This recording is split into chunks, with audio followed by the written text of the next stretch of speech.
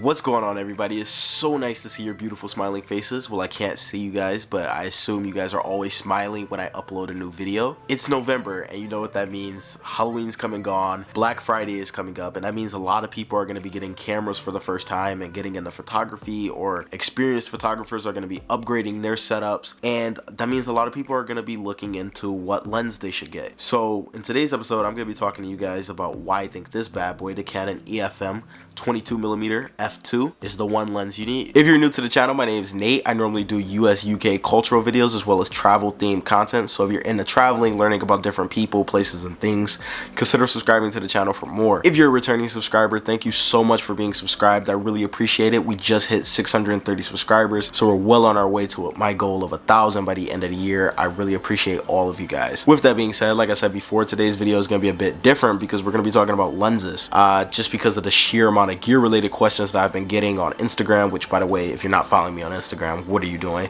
Check it out in the description down below. Got some really dope shots on my feed and on my YouTube comment sections of people asking me how I make my videos, what I use. So I just thought that making a wee mini series would be really beneficial.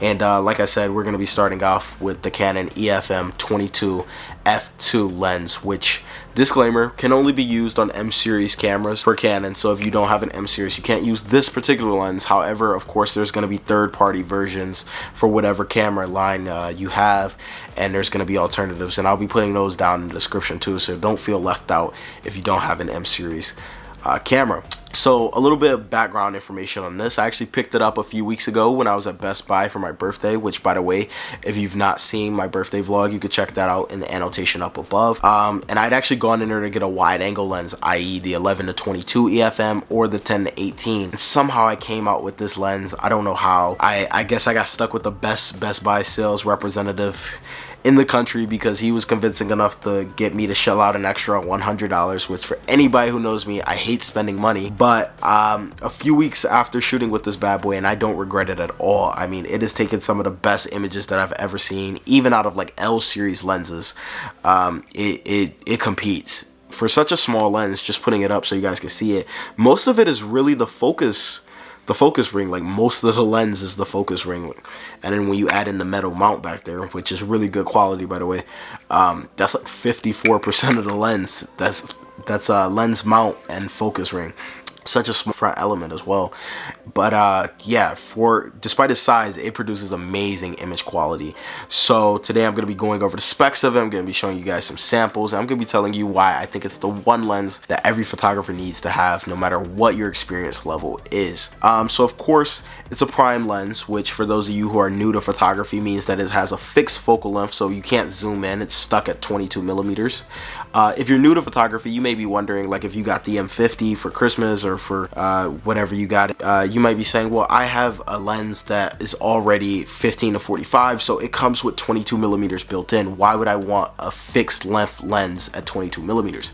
The answer is twofold. One, prime lenses are always going to be sharper because there's less glass that light has to travel through to hit your sensor, because it's prime, it doesn't zoom in, so it requires less glass.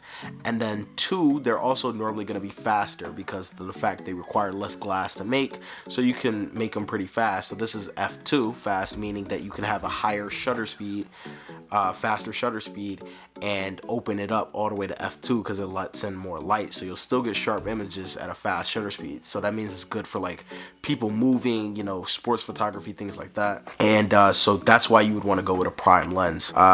It can be a bit annoying. I know if you're new to photography, you might be wondering, because you have to always switch off the lenses, but the image quality that you get out of lenses like this, it definitely pays off. It's made out of metal, which is pretty common for the M series line of lenses. It's got great build quality. Like I said, metal mount back there as opposed to the plastic mount on the kit lens of the M50, so it's much better build quality than that. And man, I've been sleeping with this thing lately, guys. Like, I'm not lying. I love this lens. It takes some of the sharpest images that I've ever seen. The downside to this lens is the fact that it doesn't have image stabilization, which is slightly annoying. If you're planning on using it for making video or for vlogging, you'll have to have in-body stabilization, which I don't believe any of the M series Canon cameras do have, so it is pretty annoying with that. But you can always correct that in post, so, you know, don't worry about that too much. But yeah, guys, other than that, no complaints to this at all. Now, the reason why I say it's a lens that every photographer needs, that everyone needs, is because of the focal length and because of the aperture. In terms of the focal length, it's 22 millimeters, which means it's going to be 35 millimeters on a full frame camera. Of course, the M series of cameras are cropped. They're APS-C cameras. So that means there's like a 1.4 times crop, I believe.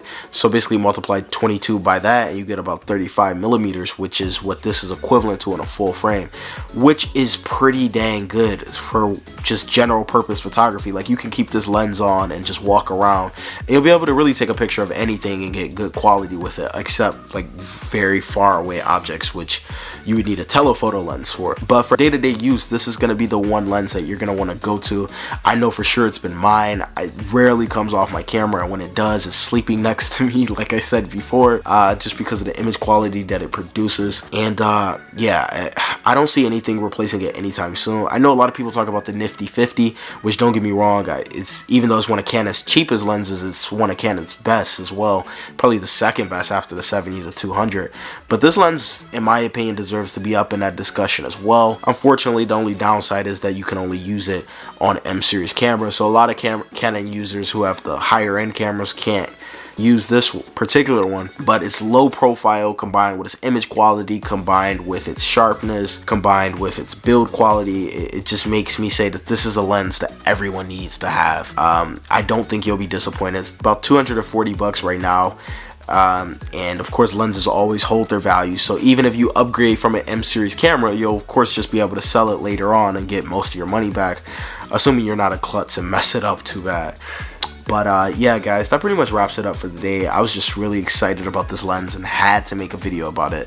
Like I said, I am going to be going more in detail about how I make my videos, my entire setup, my camera setup, my lighting setup. Just got some new LED lights. You guys might notice them, so I'll be talking about those later on. And yeah, guys, thank you so much for being subscribed. If you are subscribed, if you did enjoy this video, please be sure to leave a like. It lets me know you guys enjoyed the video, as well as subscribing to the channel for more content.